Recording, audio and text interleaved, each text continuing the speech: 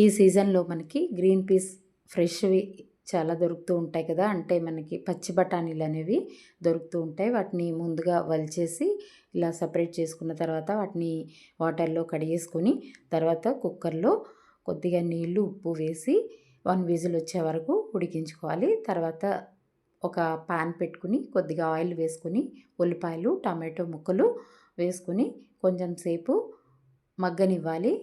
తర్వాత వాటిని ఒక మిక్సీ జార్లోకి తీసుకొని చల్లారిన తర్వాత పేస్ట్ లాగా గ్రైండ్ చేసి పెట్టుకోవాలి. ఇప్పుడు అదే ప్యాన్లో కొద్దిగా ఆయిల్ వేసుకొని కొద్దిగా జీలకర్ర తర్వాత అల్లం వెల్లుల్లి పేస్ట్ వేసి వేయించుకోవాలి. అది వేగిన తర్వాత ఒక చిన్న సైజు ఉల్లిపాయ ముక్కల్ని తీసుకొని సన్నగా కట్ చేసుకున్నవి అందులో వేసి వేయించుకోవాలి. ఆ తర్వాత దానిలో 2 మీడియం సైజు పచ్చిమిరపకాయలను కూడా చీలికల్లా చేసి వేసుకోవాలన్నమాట. అయితే మనం ముందుగా ఉడికించుకున్న గ్రీన్ పీస్ని వాటర్ తీసేసి సపరేట్ చేసుకోవాలి. ఈ వాటర్ని మనం గ్రేవీలో యూస్ చేసుకోవచ్చు.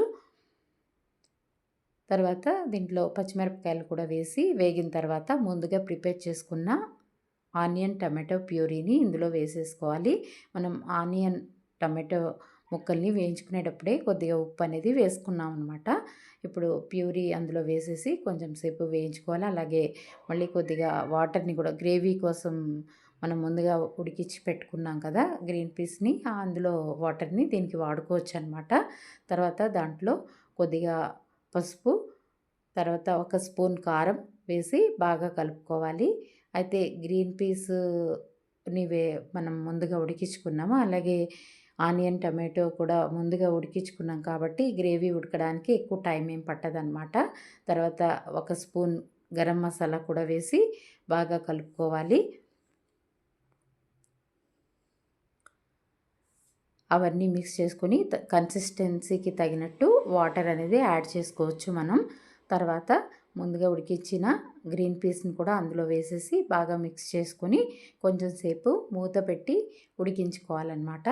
అంటే ఈ గ్రీన్ పీస్కి మసాలా ఈ గ్రేవీ అంతా పట్టే వరకు ఉడికించుకోవాలి. పైన నూనె తేలే వరకు ఉడికించుకుంటే సరిపోతుంది. అయితే దీంట్లో మనం ముందుగా కొన్ని ఉప్పు అనేది వేసుకున్నాం కాబట్టి ఇప్పుడు తగినంత ఉప్పు చెక్ చేసుకుని వేసుకుని బాగా మిక్స్ చేసుకుని తర్వాత కొత్తిమీర కూడా దాంట్లో చల్లుకుంటే మనకి గ్రీన్ పీస్ మసాలా అనేది రెడీ అయిపోతుంది అనమాట. దీన్ని దోశలతోనూ రోటీ రైస్తో బిర్యానీతో దేంతో తిన్నా కూడా చాలా రుచికరంగా ఉంటుంది.